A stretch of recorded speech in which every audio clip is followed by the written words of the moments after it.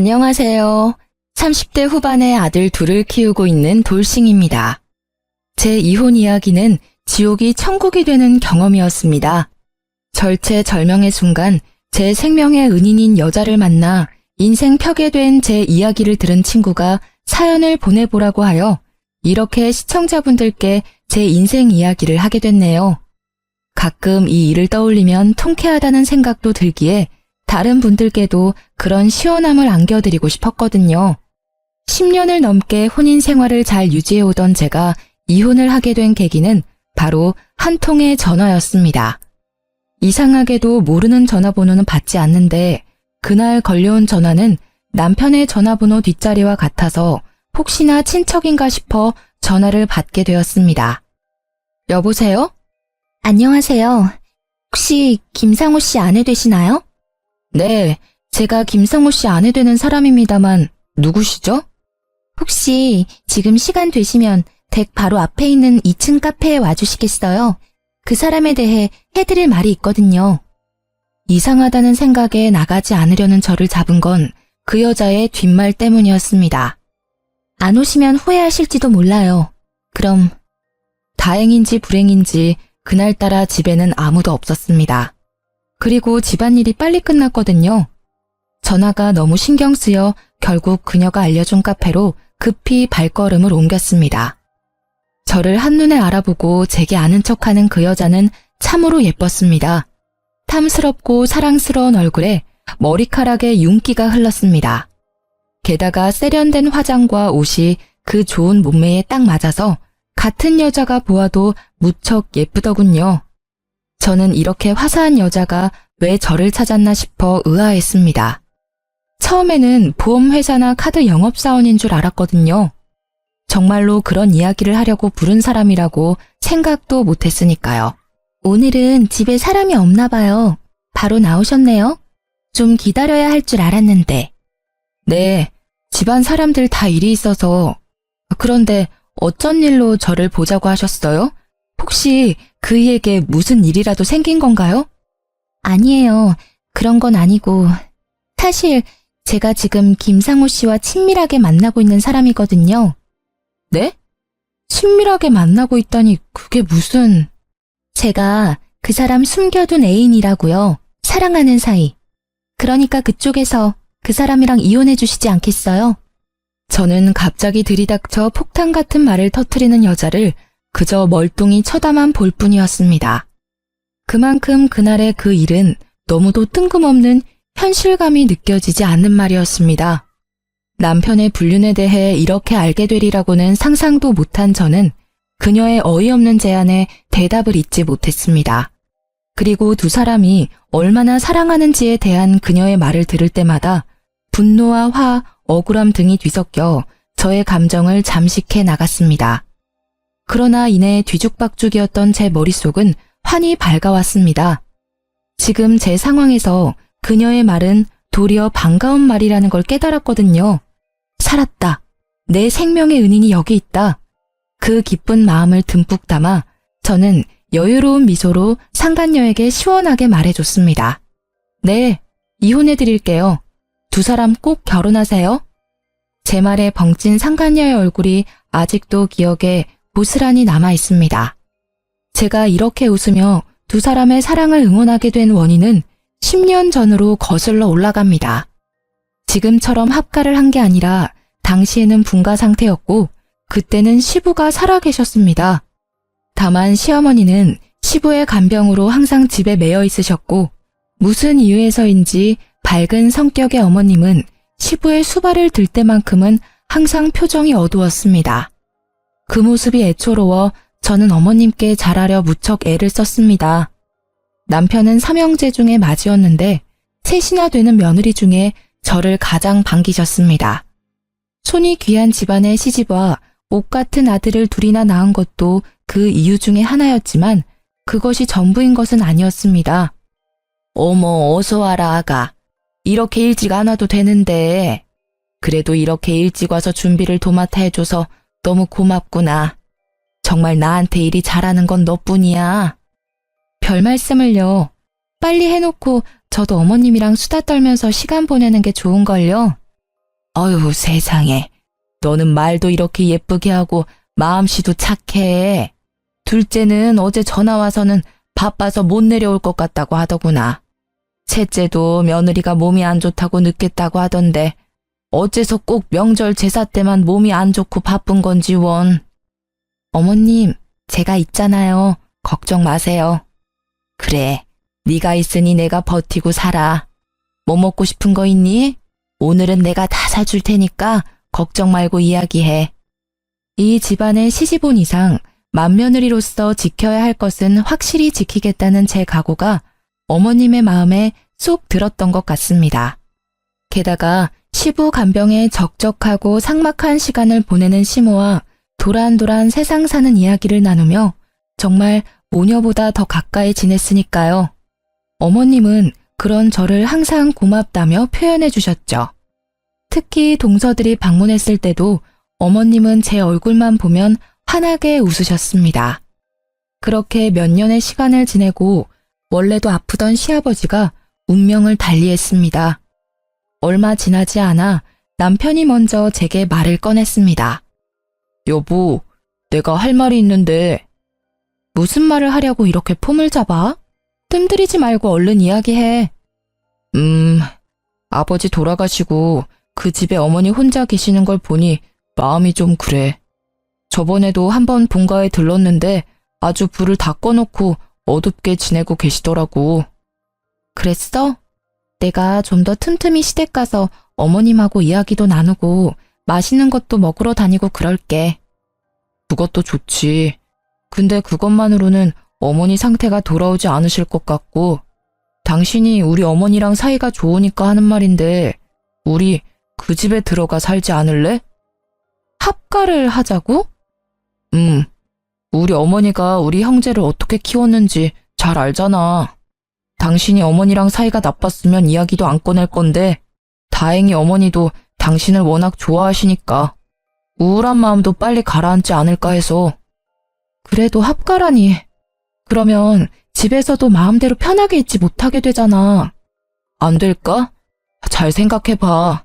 저렇게 놔뒀다간 큰일 또 치를까봐 걱정돼서 그래. 저는 잠시 말을 아꼈습니다. 어머님이 걱정되는 것은 맞지만 그렇다고 준비 없이 합가를 시도하는 것도 걱정스럽기는 마찬가지였어요. 그렇지만 시어머니의 상태가 걱정되는 건 마찬가지였습니다. 솔직히 저와 관계가 돈독했다는 것도 합가를 하게 된 결정적 요인이기도 했죠. 그렇게 저는 남편과 시댁으로 들어가게 됐습니다. 당연히 시어머니께서는 우리의 합가를 무척 반기셨습니다. 시어머니께서는 합가를 선택해준 저에게도 고마워하셨고 제 마음이라도 편하게 해주시려는 듯 제가 하는 일에는 절대로 잔소리나 꼬투리 잡는 말을 하시지 않으셨어요. 솔직히 그것만으로도 정말 감사하다고 생각했어요. 그러나 그런 어머님의 노력에도 역시 큰 문제가 생기긴 했어요. 당신, 오늘은 나랑 이야기 좀 해. 당신 왜 주차장에 나와 있어? 들어가. 날도 이제 찬데. 잠깐이면 돼. 당신 합가 후에 더 늦게 오는 거 알아? 합가하면 더 잘한다고 하지 않았어? 약속을 깨도 이런 식으로 깨는 건 아니지. 어휴, 또 그 얘기야? 그치만 어떡해. 일이 그렇게 늦게 끝나는 걸. 나도 일찍 퇴근하고 싶다고. 집에 와서 시원한 맥주나 마시면서 쉬고 싶어 하는 거 당신도 잘 알잖아. 그래도 이렇게 매번 늦는 법이 어딨어. 당신도 집에 와서 애들도 좀 보고 어머님하고 이야기도 하고 해야 할 거 아니야. 매번 왜 나한테 다 미루는데. 우리 애가 둘이야. 내가 꼬박꼬박 정시 퇴근하면 아들 둘 뒷바라지가 가능할 것 같아? 안 돼. 절대로 안 돼. 야근이라도 해야 수당이 붙어서 좀 넉넉하게 살 수 있을 거 아니야. 애들 맛있는 것도 사주고 미래에 하고 싶은 것도 마음껏 시켜줘야지. 그거야 그렇지만 그래도 너무하잖아. 육아도 힘들어. 당신은 대수롭게 생각하지 않지만 아침에 일어나서 잘 때까지 쉬지도 못하고 일한다고. 돌아서면 밥 해야 하고 장도 내가 봐야 하고 애들 등하원도 내가 시키잖아. 게다가 당신이 늦게 오면 애들 목욕도 내가 시켜야 하고 결국 화장실 청소까지 내 일이지. 내가 힘들다고 나이든 어머님한테 일을 시킬 수도 없는 노릇이고 당신이 일찍 와서 조금이라도 도와줘야 나도 숨 좀 돌릴 거 아냐. 자기가 좀 이해해줘. 누군 일하고 싶어서 야근하냐? 지금 상태로는 답이 안 나오니까 하는 거야. 당신한테 그저 막연하게 기다리라고는 안 해. 대신 직급 오르면 월급도 오르니까 그때는 야근 줄이도록 할게. 응? 그리고 나도 애들이랑 최대한 시간 같이 보내도록 해볼 테니까. 평일 야근도 문제지만 주말에 일 안 할 때도 문제잖아. 쉴 때라도 애들이나 어머님하고 좀 시간을 보내줘야지. 주말까지 나한테 시키면 나는 언제 쉬어? 당신만 쉬고 싶어? 나도 좀 쉬었으면 좋겠어. 집안일은 했는지 티도 안 나고 육아도 내가 다 도맡아 하니까 내가 얼마나 힘들게 사는지 모르지? 당신이 몰라서 그래. 야근 계속 해봐. 얼마나 몸이 피곤한데. 주말에 애 보는 건 거의 불가능에 가까워. 솔직히 아침 9시부터 저녁 10시까지 일하는 나한테 주말 정도는 양보해줘야 하는 거 아니야? 당신은 틈틈이 쉬면 되잖아. 쉴 틈이 어딨어. 있으면 진작 쉬었지. 게다가 애들이 당신을 찾지도 않아. 애들이 아빠는 맨날 첫날 일만 하는 사람이래. 얼마나 대화를 안 하면 이렇게 생각하겠어? 제발 돈만 벌지 말고 애 정서 발달에도 도움을 줬으면 좋겠어. 아, 알았어. 주말에 애들하고 놀러 가보도록 노력할게. 그럼 됐어? 이제 잔소리 그만하고 들어가자. 나 피곤해. 남편이 힘들어 보인 건 사실이었고 애초에 홀벌이를 하는 집이라 남편의 수입이 전부인 것을 감안하면 어쩔 수 없는 일이기도 했습니다. 그러나 머리로는 이해했지만 여전히 마음은 서운했습니다. 나의 하소연을 잔소리 취급하며 대수롭지 않게 여기는 그 모습에 실망도 했습니다. 그렇게 하루가 멀다 하고 우리는 똑같은 문제로 주차장에서 매번 이렇게 다투었습니다. 결국 그 뒤로도 저는 시어머니의 하루 세 끼의 식사를 챙기는 것과 육아, 집 청소와 자질구레한 살림살이를 하느라 바쁘게 지낼 수밖에 없었습니다. 그렇게 지지고 볶고 10년을 지낸 어느 날 병원을 다녀온 어머님과 남편의 표정이 심상치 않음을 느꼈습니다. 무슨 일이냐고 물어보지도 못할 만큼 얼굴색이 파리한 시어머님 때문에 신경이 쓰여 같이 다녀온 남편을 추궁했더니 저녁에 시동생들과 함께 밖에서 보자고 하더군요. 무슨 일인데? 어머님 상태 많이 안 좋으셔? 아님 기력이 많이 떨어졌다거나. 아, 우리 어머니 간암이래. 간암이요? 시동생들과 동서들은 그 말에 깜짝 놀라 말을 잇지 못했습니다. 그래, 못해도 이기 이상이라는데. 거의 확실하고 전이 됐는지는 다음에 와서 확인해봐야 한다고 하는데 의사가 간이식까지 생각해야 한다고 하더라고. 여태껏 고생하신 어머니 이제야 좀 편히 사시나 했는데 하늘도 무심하시지. 가족들은 청청병력 같은 소리에 다들 망연자실이었습니다. 그래도 간이식하면 살 수는 있는 거잖아요. 우리 알아보러 가요. 우리 중에 간이식 할 수 있는 사람이 하나라도 있을 거 아니에요. 내 말에 남편과 시동생들은 모두 고개를 끄덕이며 동조했지만 동서들은 껄끄러운 표정이었습니다. 저만큼 어머님과 살뜰한 관계는 아니었으니 그럴 수 있다고 생각했습니다. 다만 제가 적합하다고 한다면 드릴 의향이 있었기 때문에 적합 검사를 받자고 한 것뿐입니다. 그리고 병원의 결과는 놀라웠습니다.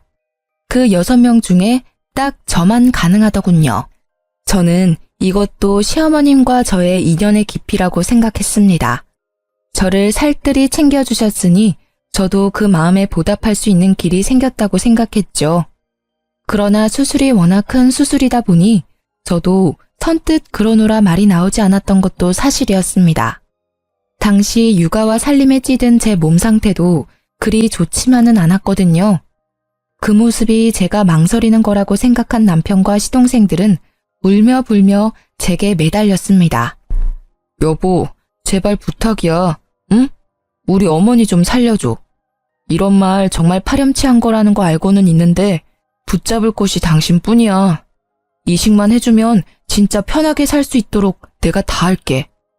예, 형수님. 우리 어머니만 살려주시면 진짜 살면서 이 빚은 다 갚을게요. 제발 부탁드립니다.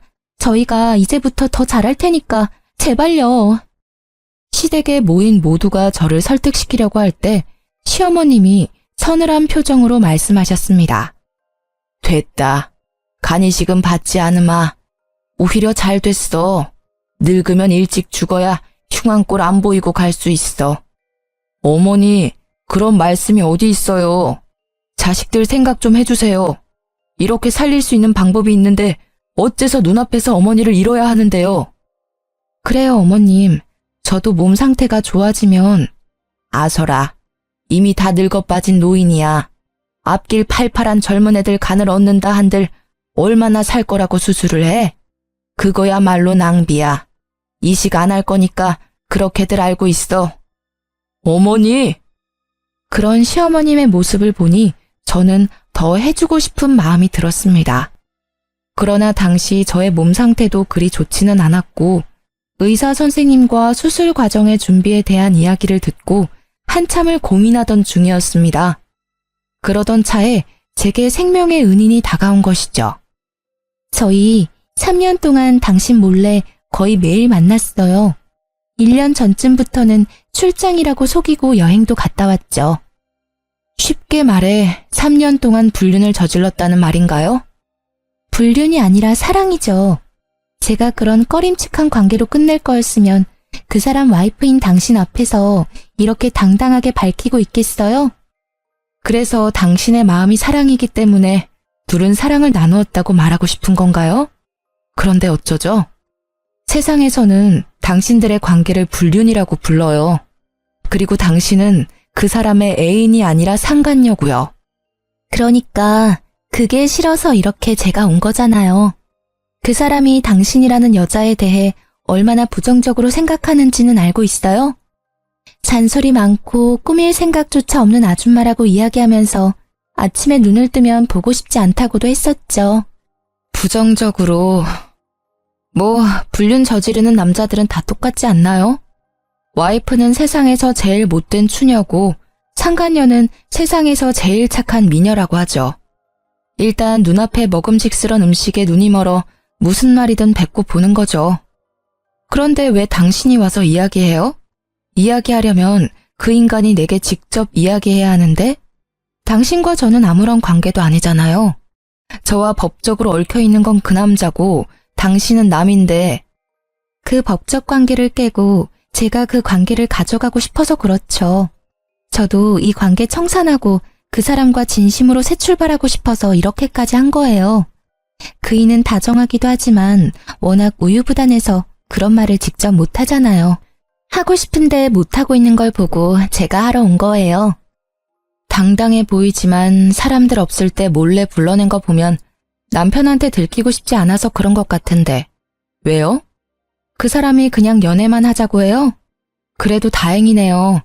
언젠가 마누라랑 이혼하고 당신이랑 살 거라는 허황된 공수표를 날리지는 않은 것 같아서. 맞아요. 솔직히 말하면 와이프한테 들키지 않고 계속 연애만 하자고 해서 열받아서 직접 몰래 왔어요. 이봐요. 저희요. 3년을 몸을 맞댔어요. 저는요. 이제 제 것을 남과 나누고 싶지 않아요. 당신이 와이프라면 바람 피운 사람하고 말도 섞기 싫은 게 당연한 거 아니에요? 그러니까 당신이 그 사람이랑 이혼해 줄 것 같아서 온 거예요. 냉정하게 맞받아치고 있었지만 이미 제 머릿속은 분노와 화로 가득했습니다. 아들 둘을 키우랴 시모 수발 들랴 이제껏 나 자신에게 소홀했던 그 대가를 치룬 것만 같았습니다. 게다가 마누라를 합가까지 시켜놓고 자신은 늦게까지 젊은 여자와 바람이나 히히덕거리고 있었다는 것을 떠올리기만 해도 부하가 치밀어 올랐어요. 분노로 벌벌 떨리는 손을 그 상간녀에게 들키지 않으려 꽉 쥐고 있었습니다. 그러고 보니 몇 년 전에는 거의 없었던 출장이 요 1년간 잦았다는 것이 떠올랐습니다. 가만히 생각해보면 징조는 여럿 있었습니다. 언제나 외모와 옷에 신경 썼고 영수증이나 신용카드 내역도 철저히 숨겼죠. 저는 그 능글맞은 남편의 얼굴이 떠올랐습니다. 그리고 시어머니에게 간이식을 해줄 생각도 아예 싹 사라졌습니다. 나를 배신한 남편을 생각하니 어머님께 간을 이식해주고 싶지 않았어요. 저는 상간녀의 말을 들으며 마음을 정했습니다. 이혼하기로. 네, 이혼해드릴게요. 두 사람 꼭 결혼하세요. 정말요? 진짜 이혼해주는 거예요? 네, 그러니 걱정 마세요. 당신 말대로 저도 그런 남자 얼굴 맞대며 살고 싶은 마음 추워도 없거든요. 말이 통하는 사람이라 다행이네요. 역시 제가 나서야 일이 해결되네요. 네, 그치만 두 분은 제 혼인 파탄에 책임이 있으시니까 내일 저는 이혼 전문 변호사를 찾아갈 거예요. 법적 관계를 거의 반강제로 청산당하게 생겼으니 그 정도는 이해해 주실 거죠? 그럼요. 걱정 마세요. 너무 고마워요. 이렇게 깔끔하게 해결돼서 정말 다행이에요. 아니었으면 진짜 힘들게 돌아갈 뻔했어요. 아니에요. 오히려 제가 더 고마운 마음이에요. 이렇게 직접 와서 알려주고 결단 내리게 해주셔서 고마워요. 그럼 이 집구석이 어떤 상황인지도 모른 채 내게 고마워하는 상간녀를 보니 저는 웃음이 났습니다. 저의 호의 가득한 말에 상간녀는 영문을 모른 채 멍청한 표정을 짓고 있었어요. 그날 집으로 돌아온 저는 다시 주차장에서 남편을 기다렸습니다. 아픈 시어머님께 이런 모습까지는 보이고 싶지 않았고 혹여나 이 사실에 충격받으실까봐 조용히 이야기하려던 거였어요. 그런데 그날도 무척이나 늦은 귀가를 하더군요. 오늘도 그 상간녀와 놀다가 늦은 거라 생각하니 점점 열이 오르기 시작했습니다. 당신 왜 또 밖에 있어? 뭐야, 오늘도 잔소리야? 아니, 잔소리 아니고 당신이 꼭 들어야 하는 중요한 이야기야. 무슨 말이 하고 싶은 건데? 혹시 어머니 얘기야? 어디 안 좋으셔? 그래서 어머니 없는 데서 말하는 거야? 아니, 지금 할 이야기가 어머님 건강에 안 좋을까봐 밖에서 얘기하려고. 뭔데 이렇게 뜸을 들여? 별거 아닌 이야기라면 그냥 집에서 하자. 나 피곤해. 당신이 피곤해하는 것 같으니까 나도 간단히 말할게. 별거 아니라면 별거 아닌 이야기니까. 오늘 정말 예쁘게 차려입은 젊은 여자가 우리 집 앞까지 날 찾아왔거든. 그 사람이 글쎄 대뜸 나더러 당신이랑 사랑하는 사이라고 하더라고. 어때? 별거 아닌 이야기지? 제 말에 남편의 얼굴이 점차 굳어가고 있었습니다. 그래, 어디서 만난 여자야? 오피스 와이프야? 아님 인터넷으로 만난 사람? 그것도 아니면 설마 술집 여자는 아니겠지. 근데 정말 비참하더라. 그렇게 예쁜 여자 앞에서 화장도 제대로 하지 않고 집안일에 육아에 찌든 내 모습이 창가에 비치는데 정말 죽고 싶을 정도였어. 내가 왜 당신 때문에 이런 거지 같은 기분을 느껴야 하지? 곧 남편이 허둥대며 말했습니다. 잠깐만. 당신 쓸데없는 오해하면 안 돼. 그 여자 아무것도 아닌 사이야. 나는 떳떳하다고. 아무것도 아닌 여자치고는 너무 당당하던데 당신이 이런 이야기 절대 못 꺼낸다고 자기가 직접 와서 하는 거라고 했어. 나더러 당신이랑 이혼해줬으면 좋겠다고 하더라고. 요즘 참 대단한 세상이야. 상간녀가 직접 와서 조강지처에게 그것도 시어른 모시는 와이프 얼굴 맞대며 그런 이야기를 꺼내다니. 그 여자가 진짜 그렇게 말했어? 맹세코 나는 그런 말 한 적 없어. 그냥 몰래 만나자고만 했지. 엔조이였어. 그 여자도 곧 정리하려고 했어. 정말이야. 웃기시네. 당신 야근이랑 출장이 잦아질 때부터 예상했어야 했어. 그런데도 내가 당신을 믿었던 건 아픈 어머님이 계신데 설마 바람을 피웠을까? 그 효심을 믿었기 때문이거든. 지금 생각해보니 너란 사람이 상식적인 인간이라 믿은 내가 참 바보였네? 여보, 미안해. 근데 진짜로 이것만은 알아줘. 걔는 그냥 잠깐, 진짜 아주 잠깐 재미로 사귄 거야. 알잖아. 살다 보면 이런저런 해프닝이 생기는 것처럼 그런 사소한 해프닝인 거지. 진지하게 만나거나 그런 거 절대 아니야. 난 분명 싫다고 했고 또 근데 이상하지? 그 여자 말 들어보니 아주 둘이서 행복하게 3년을 연애했다는데 그것도 최근 1년은 출장 간다며 여행도 많이 갔다지? 그래. 나랑 우리 아들들은 당신이랑 여행 간 지가 언젠지 기억이 나지 않는데 그 여자는 매달 여행을 시켜줬어? 그것도 호화롭게. 왜? 와이프랑 아들한테 돈 쓰는 게 아까웠어? 아, 그래. 그러긴 했어. 아니라고는 안 할게. 그치만 그건 그냥 기분 전환용이었다고. 나는 당신이랑 이혼할 생각 없이 재미만 잠깐 보려고 했지. 진짜야. 나 좀 믿어줘. 끝까지 진지한 사이가 아니었다고 나를 설득시키려는 남편에게 화가 나서 결국 터져버렸습니다. 냉정하게 말하려고 했던 마음이 터져버리자 결국 참을 수 없는 분노가 쏟아져 나왔어요. 믿어줘? 나를 방 강제로 시댁에 합가시켜서 힘든 일은 다 하도록 만들어 놓고는 당신만 재미를 봤다? 에라이 천하의 나쁜 놈아. 마누라한테 시댁이며 가정일 다 떠맡겨 놓고 젊은 여자랑 바람피니 좋든? 어떻게 나한테 이런 짓을 할 수가 있어? 당신은 나한테 이러면 안 되지. 당신만 믿고 합가해서 살고 있는 나한테. 미안해 여보. 진짜 잘못했어. 내가 다 끊을게. 당신 하라는 대로 해줄 테니까 제발 이혼만은 봐줘라. 응? 남편은 손이 발이 되도록 싹싹 빌었지만 제 눈에는 그것마저도 거짓인 것처럼 느껴졌습니다. 나는 그렇게 해줘야 할 이유가 없는데? 나 당신 상간녀하고 약속했거든. 이혼해주기로. 난 당신과는 다르게 약속은 꼭 지켜. 그럼 우리 어머니 간이식이라도 해주고 이혼해주면 안 될까? 순간 제 귀를 의심했습니다. 바람난 것도 괘씸한데 어떻게 자기 입으로 간이식을 운운할 수 있는지 뻔뻔한 것도 정도가 있는 법인데 말이죠. 내가 미쳤어? 당신이 젊은 년이랑 바람난 것도 우라통이 터져서 미쳐버릴 것 같은데 이 식을 왜 해줘? 당신 정신이 제대로 박혀있긴 해? 아니, 어머니가 당신 많이 좋아하시잖아. 당신도 어머니 살뜰하게 챙겼고. 그간의 정이 있는데 마지막으로 그거라도 좀 해주고 가, 어? 나한테 부탁하지 말고 당신이랑 죽고 못 살도록 알콩달콩 깨볶는 상간녀한테 이야기하는 게 어때? 그 정도로 사랑한다면 싫다 소리 없이 해줄 텐데, 안 그래? 걔는 어머니랑 만난 적도 없어.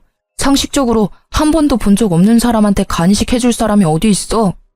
당신은 10년 넘게 모셨잖아. 명색이 며느리인데 그 정도도 못 해줘? 그 말에 저는 화가 머리끝까지 났습니다. 이 말을 듣고도 내가 가만히 있으면 오히려 제 심장에 좋지 않을 것 같아 남편의 뺨을 한 방 시원하게 날렸습니다. 역시 한 대 치고 나니 마음이 좀 후련해지더라고요. 미친놈아, 상식이 뭔지도 모르지?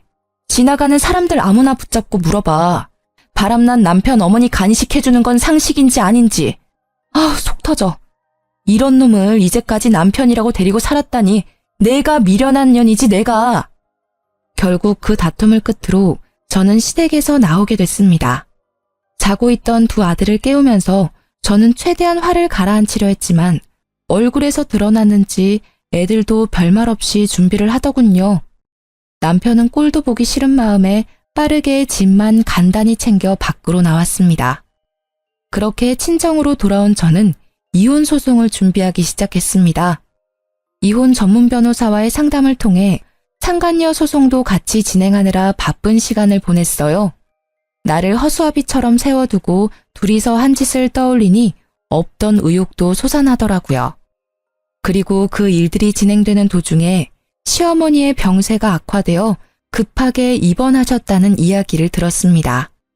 어머님은 여전히 제가 왜 시댁을 나간 건지 모르고 계셨어요. 그저 저도 몸이 좋지 않아 잠시 쉬러 간다며 말도 안 되는 변명을 했죠. 어머님은 저를 붙잡지도 못하시고 애들을 데리고 떠나는 저를 바라보기만 하셨어요. 연락을 해볼까 말까 고민하던 차에 어머니에게 연락이 왔습니다. 나다. 잘 지내고 있니? 힘이 빠진 목소리에 기력이 없는 게 느껴져 안쓰럽더군요. 네, 어머님. 몸 상태는 좀 어떠세요? 치료는 잘 받고 계시죠? 그래, 나는 괜찮다. 제일 쓸데없는 걱정이 늙은 노인네 몸 걱정이야. 언제 죽어도 이상하지 않을 나이잖니? 그런 말씀 마세요. 다른 게 아니라 애미 너 이번 주 중으로 내가 있는 병원에 한 번만 왔다 가거라. 둘이 다시 잘해보라고 부르는 거 아니니 편히 와. 기니 할 말이 있어서 그래. 저는 망설여졌습니다.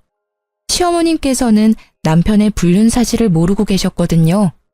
남편은 자신이 잘못한 일이 있으니 말하지 않았을 거고, 저는 저대로 혹시 어머님이 충격을 크게 받아 무슨 일이라도 생길까 싶어 말을 하지 않았으니까요.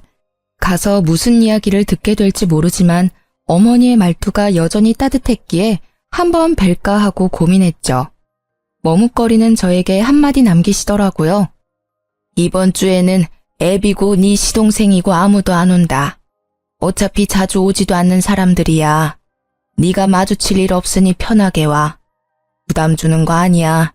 정말로 용건이 있어서 부르는 거야. 알았지? 여전히 저를 생각해주는 어머니 모습에 보내주신 주소로 찾아갔습니다. 병원 침대에 누워있는 어머님의 몰골은 말이 아니었습니다.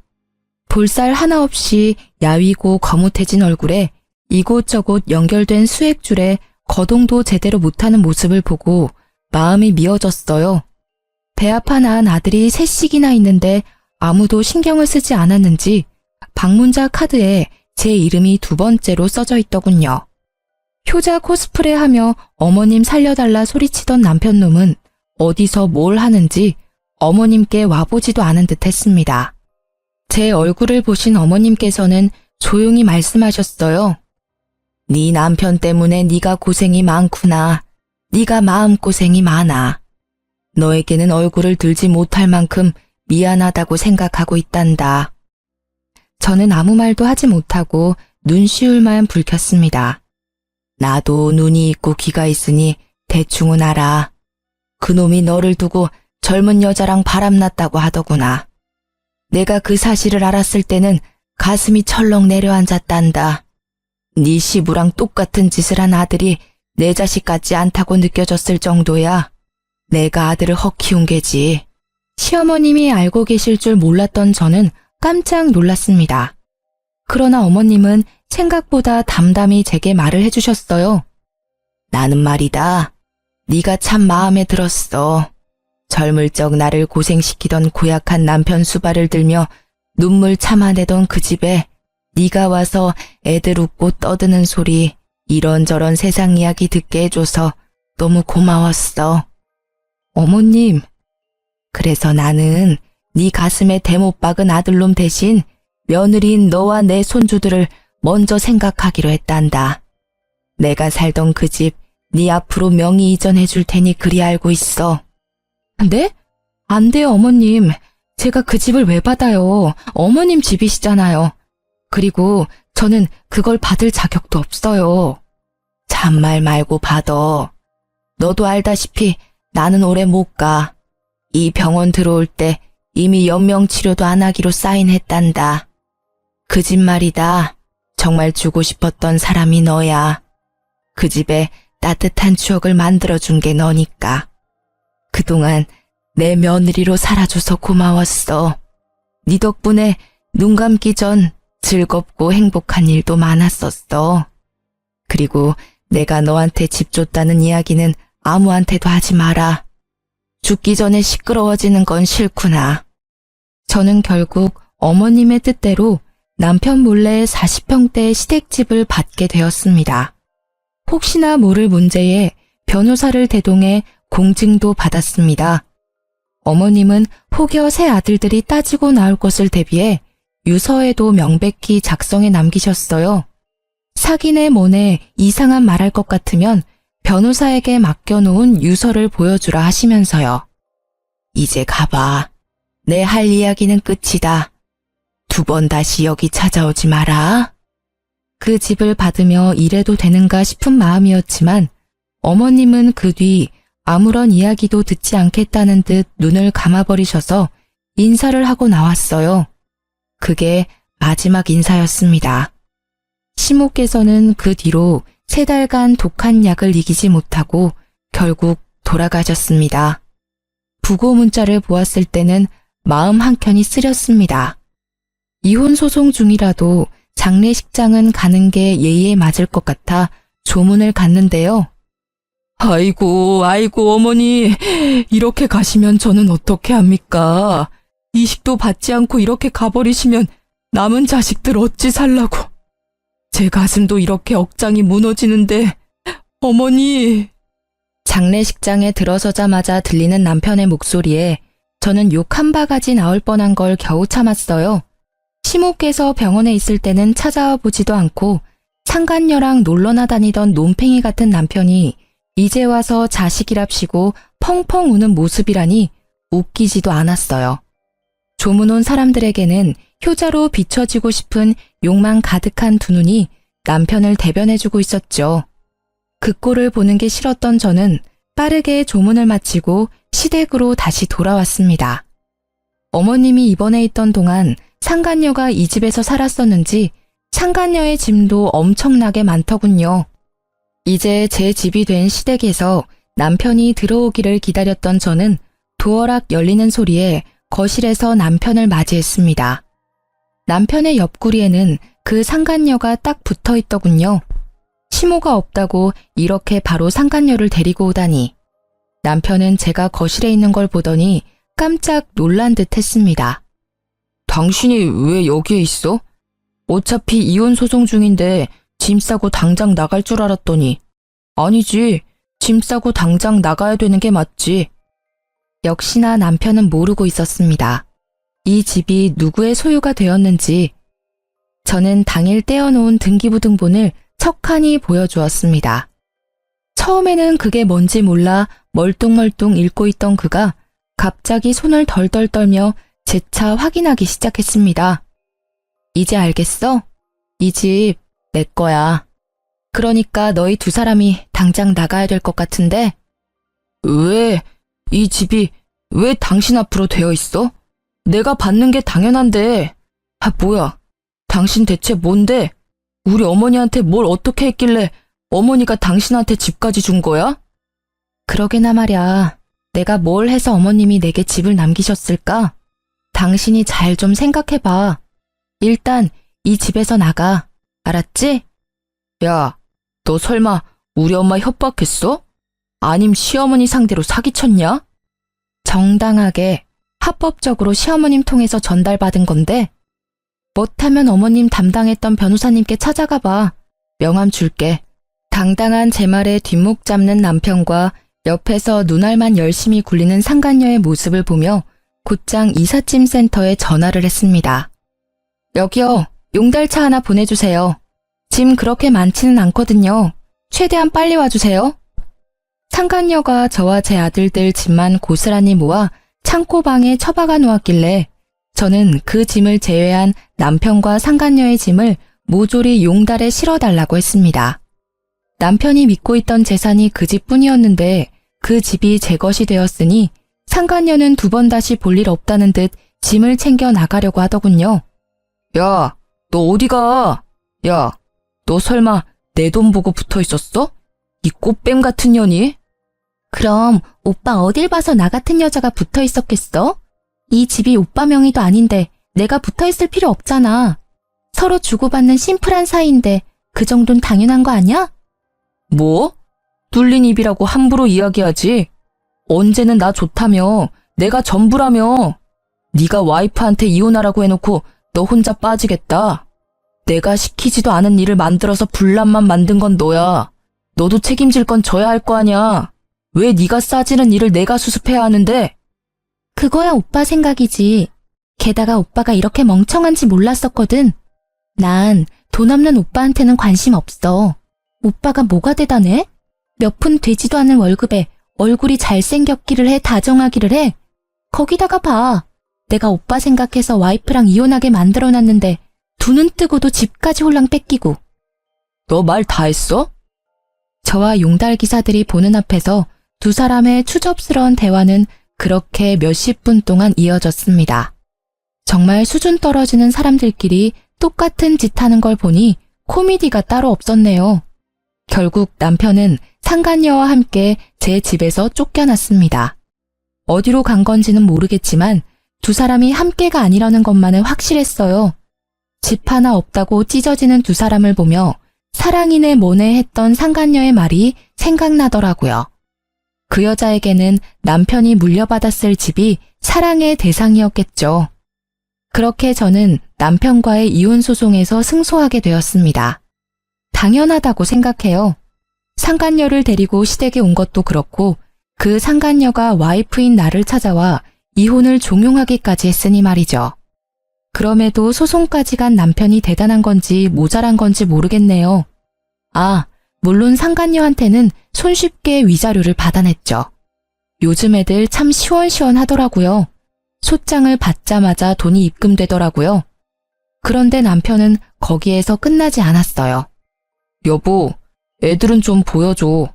어떻게 엄마가 돼서 애들한테 아빠를 없애버릴 수 있어? 당신 정말 잔인한 사람이야, 어? 당신 진짜 열받는 소리만 골라서 하는 재주가 있네? 애들 어려서 아빠 찾을 때 당신 뭐라고 했는지 기억 안 나지? 아빠 바빠, 아빠 피곤해, 아빠 힘들어. 매번 이 말만 하면서 도망갔던 건 애들을 위해서 한 일이었니? 내가 잔인해? 미안한데 이미 애들 어렸을 때부터 아빠 자리는 한참 비어 있었거든? 그때는 나도 피곤했어. 지금은 또 다르잖아. 나는 애들한테 잘할 자신이 있고 또 친아빠니까 애들을 볼 권리도 있어. 애들이 보고 싶으면 밖에서 봐. 이 집으로 기어들어오지 말고. 밖에서 보고 맛있는 거 사주고 같이 즐겁게 놀다가 집에 보내주면 되잖아. 애들이 집에서 노는 걸 더 좋아하잖아. 어릴 때도 보니까 집안에 붙어서 놀던데. 언제적 얘기를 하는 거야? 허튼 소리 그만하고 이제 내 집에 발도 디디지 마. 한 번만 더 찾아와서 난동 부리면 바로 경찰 부를 거야. 전 남편은 그제야 자신이 한 짓이 후회가 되는지 눈물을 질질 흘리기 시작하더라고요. 동정표를 사려는 작전은 제게 통하지 않는다는 걸 모르는지 이렇게 끈덕지게 집으로 들어오려던 이유가 무엇인지 나중에 알고는 웃었어요. 알고 보니 회사에서 불륜을 저질러 이혼소송 당한 게 소문이 파다하게 났다더군요. 누가 소문낸 건지는 모르겠지만 그 길로 전 남편은 직원들에게 왕따 당하다가 결국은 스스로 사표를 냈다고 해요. 직장도 잃고 아내와 자식도 잃고 그렇게 애정하는 상간녀까지 잃은 전 남편이 뭐 하나라도 건져보려고 내 집에 온 거였어요. 최근에는 퇴사하고 일이 없어 배달기사로 벌어먹고 산다고 하더군요. 앞으로는 제발 저한테 피해를 주지 않았으면 하거든요. 이렇게 긴 글을 쓰다 보니 진짜 그 상간녀의 연락이 없었다면 제가 어떤 꼴을 당했을지 상상도 가지 않네요. 그 상간녀가 제게는 정말로 은인이나 다름없어요. 이렇게 제 이혼 이야기는 끝이 났네요. 조광지철을 버리려던 나쁜 남편의 말로를 보시니 속이 시원하시죠? 어디 가서 이야기하기 힘든 말이지만 이렇게라도 털어놓으니 제 마음도 한결 편안해졌어요. 이렇게 긴 글을 함께 봐주신 분들에게 감사의 마음을 전합니다.